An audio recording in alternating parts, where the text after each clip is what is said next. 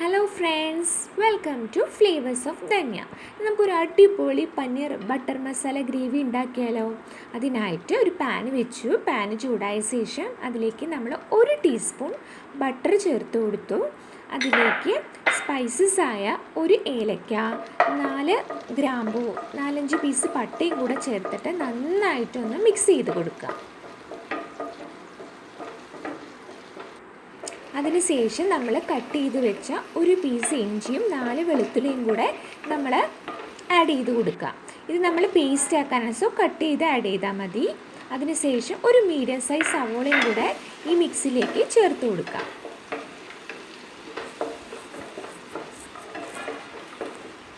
സവോളൻ്റെ കളറൊക്കെ ജസ്റ്റ് ഒന്ന് നമ്മൾ മാറി വരുമ്പോൾ അതിലേക്ക് നമ്മൾ ഒരു 2 മീഡിയം സൈസ് ടൊമാറ്റോയും കൂടെ ചേർത്ത് കൊടുക്കുക.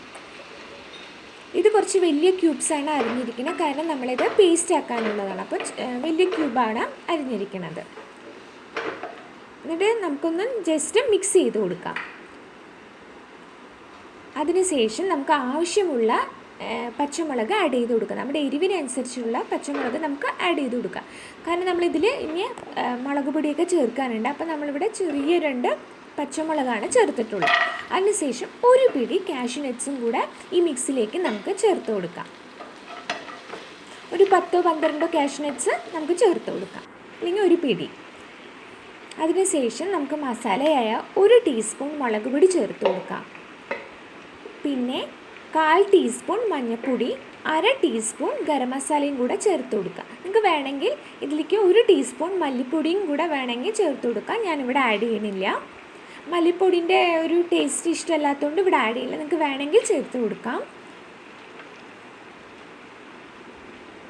ഇത് സിമ്പിളായിട്ടൊരു പനീർ ബട്ടർ മസാല കറിയാണ് കേട്ടോ. നമുക്ക് പെട്ടെന്ന് തന്നെ വീട്ടിൽ ഉണ്ടാക്കാൻ പറ്റും. അതിനുശേഷം നമുക്ക് നന്നായിട്ടൊന്ന് ഇളക്കി കൊടുത്ത്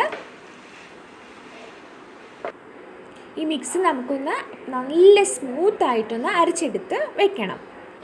അതിനുശേഷം നമ്മൾ പിന്നെയും ഒരു പാന് വെച്ചു. ഇത് പനീർ ബട്ടർ മസാലയാണല്ലോ, അപ്പോൾ ബട്ടറാണല്ലോ മെയിൻ. അപ്പോൾ നമ്മൾ 1 ടീസ്പൂൺ ബട്ടർ ചേർത്ത് കൊടുത്തു. അതിലേക്ക് നമ്മൾ 1 ബേ ലീവ്സും കൂടെ നമ്മൾ ചേർത്ത് കൊടുക്കണം. ഒന്ന് ക്രഷ് ചെയ്തിട്ട് 1 ബേ ലീവ്സും കൂടെ നമുക്കിതിലേക്ക് ചേർത്ത് കൊടുക്കാം. അതിനുശേഷം നമ്മൾ സ്മൂത്തായി അരച്ച് വെച്ച പേസ്റ്റ് നമുക്ക് ചേർത്ത് കൊടുക്കാം. നമുക്ക് ആവശ്യമുള്ളത്ര വെള്ളം കൂടെ ഇതിലേക്ക് ആഡ് ചെയ്യാം. നമുക്ക് എത്ര ഗ്രേവി വേണോ, കൺസിസ്റ്റൻസി എത്ര വേണോ അത്രയും വെള്ളം നമുക്ക് ആഡ് ചെയ്ത് കൊടുക്കാം. കാരണം ഇത് ലാസ്റ്റ് വരുമ്പോൾ നല്ല കുറുകി വരും. അപ്പം നമുക്ക് ആവശ്യത്തിന് വെള്ളം കൂടെ ചേർത്ത് കൊടുത്ത് ഈ കൂട്ടിലേക്ക് നമുക്ക് ആവശ്യത്തിനുള്ള ഉപ്പും കൂടെ ആഡ് ചെയ്ത് കൊടുക്കാം. അതിനുശേഷം നമ്മൾ ചൂടുവെള്ളത്തിൽ സൂക്ക് ചെയ്ത ഒരു 200-300 ഗ്രാം പനീറും കൂടെ ഇതിലേക്ക് ആഡ് ചെയ്ത് കൊടുക്കാം. ചൂടുവെള്ളത്തിൽ നമ്മൾ സൂക്ക് ചെയ്യുമ്പോൾ നല്ല സോഫ്റ്റ് ആയിട്ടുണ്ടാവും പനീർ. അതിനുശേഷം നമുക്ക് കസൂരി മേത്തി, നമ്മുടെ വീട്ടിൽ കസൂരി മേത്തി ഉണ്ടെങ്കിൽ അത് കുറച്ച് ആഡ് ചെയ്ത് കൊടുക്കുക. ഇല്ലെങ്കിൽ നമുക്കത് സ്കിപ്പ് ചെയ്യാൻ പറ്റും. സോ ഈസി ആയിട്ട് ഒരു പനീർ കറി റെഡി ആയിട്ടുണ്ട്. നമുക്കിത് ചപ്പാത്തി, ഗീ റൈസിലൂടെയൊക്കെ കഴിക്കാൻ പറ്റും. എല്ലാവരും ട്രൈ ചെയ്ത് നോക്കണം.